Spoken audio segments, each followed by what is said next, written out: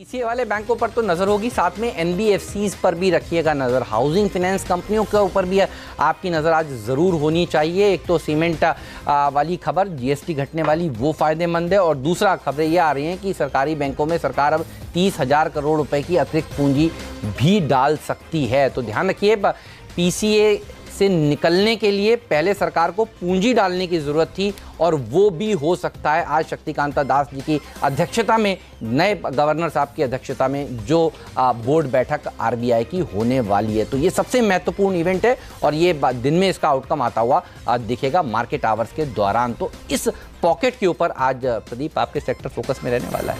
बिल्कुल, सरकार और आरबीआई दोनों मिलकर कुछ काम करें, पूंजी सरकार दे और आरबीआई भी कुछ राहत दे, ऐसी उम्मीद।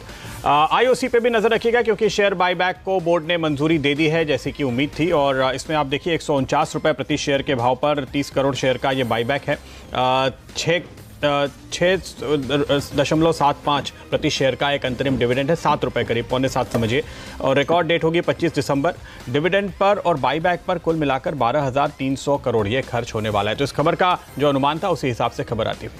सन फार्मा के ऊपर भी रखिएगा नज़र। यहाँ पर प्रमोटर्स ने करीब 87.5 लाख शेयर्स को गिरवी रखा है, और पिछले कुछ दिनों में देखिए सन फार्मा के लिए ख़राब खबरें ही आ रही हैं। कुछ दिनों पहले खबर ये थी कि एक विसल ब्लोअर ने शिकायत करी है सेबी में, और सेबी की तरफ से बयान ये आया कि वो उस शिकायत के ऊपर जांच करेंगे। तो देखिए कल ये शेयर प्रेशर में था, और आज खबर आ रही है कि प्रमोटर्स ने गिरवी रखे हैं शेयर, पैसा रेज किया है। और जनरली जब खबरों का माहौल ख़राब हो तो ये खबर सेंटिमेंटली भी नेगेटिव मानी जाएगी।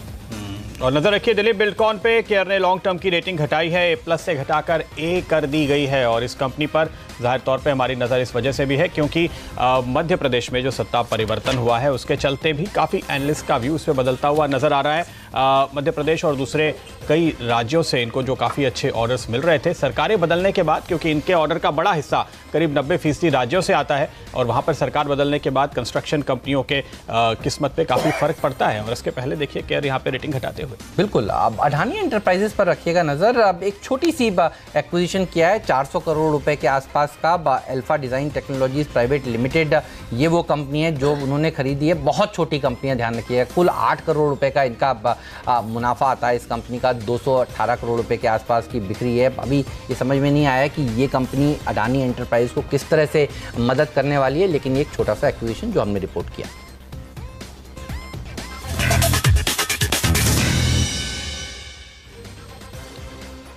तो इन सारे स्टॉक्स पर आपकी नज़र होनी चाहिए। बाजार इस समय खुलने की तैयारी में ही है, और इसके अलावा अगर आप देखें तो मदरसन सुमी पर आपकी नज़र होनी चाहिए। वो एक एक्विजिशन की तैयारी कर रहे हैं, कंपनी के साथ यूरोप में मर्जर हो सकता है। इस खबर का भी इम्पैक्ट आपको दिखाई देगा। स्टॉक कल 3% से ज़्यादा की बढ़त दिखाने वालों में शामिल था, और वहीं यूनिकेम लैब के लिए एक बुरी खबर है, क्योंकि ये एक इन्होंने जो अपील की थी वो खारिज हो गई है। तो इनके खिलाफ एक पेनल्टी का ऑर्डर था जो बरकरार है, उस स्टॉक पर आपको दबाव देखने को मिल सकता है। इन सारे शेयरों पर नजर रखेंगे। यूनाइटेड ब्रूअरीज, HCL टेक, जहां पर ब्रोकर्स की रिपोर्ट आ रही है, HCL टेक के लिए बुरी, यूनाइटेड ब्रूअरीज के लिए अच्छी, तो इन सारे स्टॉक्स पर भी नजर होगी। SGX निफ्टी फिलहाल क्या संकेत दे रहा है आपके लिए, और एशियन मार्केट्स क्या संकेत दे रहे हैं आपके लिए? थोड़े संभलते हुए नजर आए हैं एशियन बाजार निचले स्तरों पे। हैंग सेंग अभी भी 400 पॉइंट के नुकसान के साथ चल रहा है। SGX निफ्टी पर आपको कमज़ोर शुरुआत देखने को मिलेगी।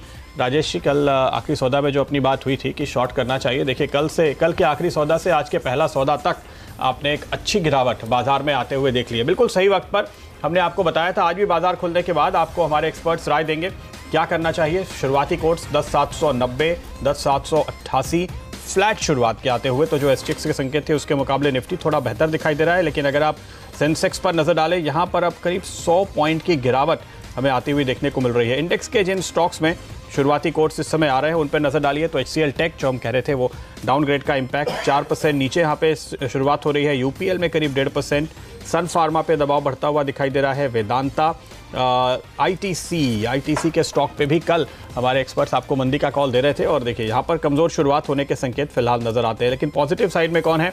IOC बाईबैक की घोषणा के बाद 2.5% ऊपर। ग्रासिम, सीमेंट को राहत का फायदा। भारतीय एयरटेल, अच्छी खबर है इनके लिए भी। पेंट स्टॉक्स पे भी अच्छी खबर की उम्मीद, तो एशियन पेंट्स 1.5% ऊपर।